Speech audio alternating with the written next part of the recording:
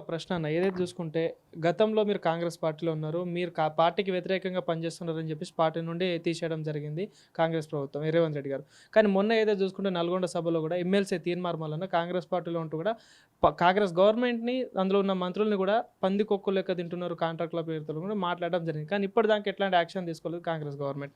So ఇదంతా ఎట్లా చూడొచ్చు అంటారు, మీరు ఏం చెప్తారు దీనికి అసలు? ఇప్పుడు తిరుమల మళ్ళీ ఒకటి చెప్పాలి బ్రదర్, నేను కాంగ్రెస్ పార్టీ వ్యతిరేకంగా పనిచేయలే. ఇవాళ ప్రతి సబ్జెక్టు పైన ఇప్పుడున్న మంత్రుల కంటే ఎక్కువ కొట్లాడినా. ఇలా గెలిచిన వాళ్ళు కూడా నా ఉద్యమం వల్ల, నా కొట్టాడ వల్ల కూడా గెలిచిన వాళ్ళు 90% ఉన్నారు. వీళ్ళు ఎవరు యుద్ధం ఏం చేయలే, నా రేవం చేయలే, ఎప్పుడు దేనికంటే దానికి రెడీ.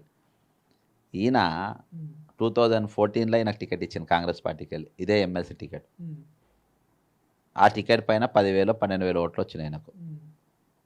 తర్వాత కాంగ్రెస్ పార్టీని తిట్టి, అంతకుముందు బీఆర్ఎస్కి ఫేవర్గా ఉండే, బీజేపీలో జాయిన్ అయ్యాడు. బీజేపీలోకి పోయి అలా తిట్టి బయటకు వచ్చి సొంత పార్టీ ఏదో పెట్టిండు. మళ్ళీ బయటకు వచ్చి కాంగ్రెస్ పార్టీలోకి వచ్చిండు. కాంగ్రెస్ పార్టీ నీకు బీఫామ్ ఇచ్చింది, కాంగ్రెస్ పార్టీ నాకు బీఫామ్ ఇవ్వలే. అదేందా కాంగ్రెస్ పార్టీ ఉత్తమ్ కుమార్ రెడ్డి, కోమరెడ్డి వెంకరెడ్డి, పొంగిరెడ్డి శ్రీనివాసరెడ్డి, నువ్వు లంగవైనా దొంగవైనా బ్లాక్ మెయిలర్ అయినా వాళ్ళని తిట్టినా అన్నీ మర్చిపోయి వీళ్ళందరూ తిరిగి నీకు ఓట్లేసి గెలిపించారు. నువ్వు తిట్టుడు, నువ్వు వాళ్ళని అనుడు తప్పు. నేను అన్నది వాళ్ళని అన్నది పార్టీ బాగు కోసం అన్న, పార్టీ సిద్ధాంతాన్ని తప్పుతుండ్రు అని చెప్పి నేను అన్న. కానీ నీవు పార్టీ సింబల్ మీద, పార్టీ బీఫామ్ మీద నువ్వు గెలిచి నువ్వు వాళ్ళని తిడుతున్నావు అని అంటే 100% నువ్వు తిండింది వాసన లెక్క పెట్టేదానికి కిందకి వస్తావు. అంటే 100% ఆయన పైన క్రమశిక్షణ చర్యలు తీసుకోవాల్సిందే.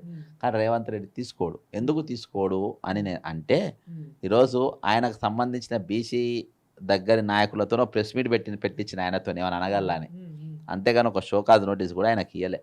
ఎందుకు ఇవ్వాలంటే తిట్టిపించిందే రేవంత్ రెడ్డి. ఎందుకంటే ఉత్తమ్ కుమార్ రెడ్డిని ఫస్ట్ తిట్టిండ్రు భార్యాభర్తను. ఎందుకు తిట్టిండ్రంటే వాళ్ళు రేపు ముఖ్యమంత్రికి అడ్డం వస్తాడేమని. నెక్స్ట్ కోమరెడ్డి వెంకరెడ్డి ఆస్పిరెంట్, మూడవది ఈయన ఆస్పిరెంట్. ఈ ముగ్గురిని కూడా ఆయనతో తిట్టిపించి వీళ్ళు ఈ సమాజానికి బీసీలకు ఈ ముగ్గురు శత్రువులు అనేది చూపించే ప్రయత్నం రేవంత్ రెడ్డి ఆయన వెనక ఉండి చేపించిండు. కాబట్టి ఎందుకంటే రేవంత్ రెడ్డి ఎందుకు చేపిస్తుంటే చిల్లర కాబట్టి ఆయన చెప్పినట్టే క్రమశిక్షణ సంఘం కూడా ఇలా పనిచేస్తుంది కాంగ్రెస్. చిన్నారెడ్డి గారు, మరి చిన్నారెడ్డి గారు కనబడతారు ఏదైనా తిట్టింది?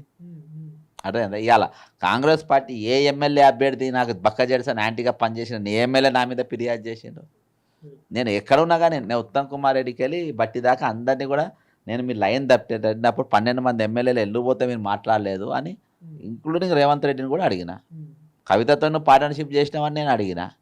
అదే ఉన్నట్టు అడిగిన. అడిగితే వాళ్ళని సస్పెండ్ చేసి నేనేమన్నా అర్జీ పెట్టుకోలే కదా.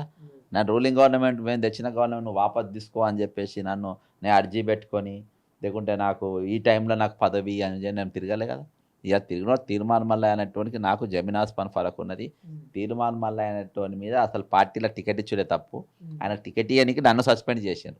ఎందుకంటే ఆయన రేవంత్ రెడ్డి ఎట్లా చెప్తే అట్లా. ఇద్దరు కామన్ ఫ్యాక్టర్స్ 2 ఉన్నాయి. ఒకటి ఏంటంటే ఇద్దరు బ్లాక్ మెయిలర్స్, అర్థమైందా? ఇద్దరు బ్లాక్ మెయిలర్స్, ఇద్దరు వాళ్ళ స్వార్థం కోసం ఎంతనైనా తెగిడిస్తారు, ఎవరినైనా బలిస్తారు. ఫస్ట్కి వెళ్ళి వీళ్ళిద్దరు టార్గెట్స్ కూడా కొంతమందే ఉన్నారు. కాబట్టి వీళ్ళు ఒకరినొకరు ఇది చేస్తారు. నువ్వు బీసీని తిట్టుకుంటే పో, బీసీ ప్రతినిధిగా నేను ముద్ర వేసి నీకు మంత్రి పదవి ఇస్తానని ఆశ పెట్టి తిప్పుతుండు.